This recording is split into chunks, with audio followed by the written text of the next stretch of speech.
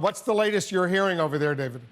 Wolf, it wasn't until I saw the actual crash site that I understood how close so many lives came to being taken in this crash. The pilot and the co-pilot, we're told, died in the impact of this crash. But this plane landed or crashed in an open field about a half mile from a neighborhood. That sounds like enough breathing room. But this plane actually came in very low, taking out the tops of trees in neighborhoods, taking out power lines, actually coming within feet of hitting certain houses on its descent down into that open field. What we're waiting for right now is the National Transportation Safety Board. They've been on the scene for hours this afternoon looking at the wreckage. They were supposed to have a press conference very soon. It appears, looking at the wreckage, that it should not be a problem to recover the cockpit voice recorder and the flight data recorder, those two important sources of information as they go about trying to find out what happened.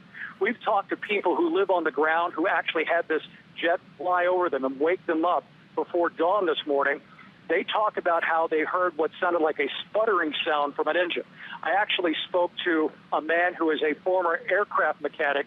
He says he believes that he heard one of the engines backfire, suggesting that there might have been some mechanical problems as this plane was coming down. But this is all just people on the ground. No one actually saw what happened, and they're just guessing about what they were hearing. But it definitely didn't sound like a plane that was under full power and under control as it was coming down. Well, what time was the plane, David, supposed to land? Was weather perhaps a factor at all?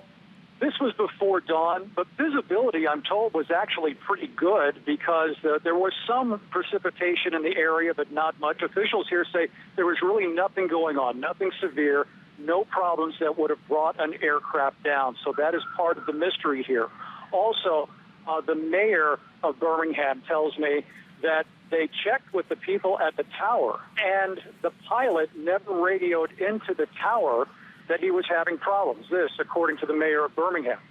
So we're waiting for the NTSB to give us their initial impressions after having looked at this. The aircraft is in some very large pieces. Some of the pieces of the aircraft were actually littering yards of the neighborhood I was talking about as it was hitting those pine trees and losing pieces as it was coming down. So they have a very large area to actually look at and to collect debris from. We're waiting to see what sort of conclusions they're going to draw.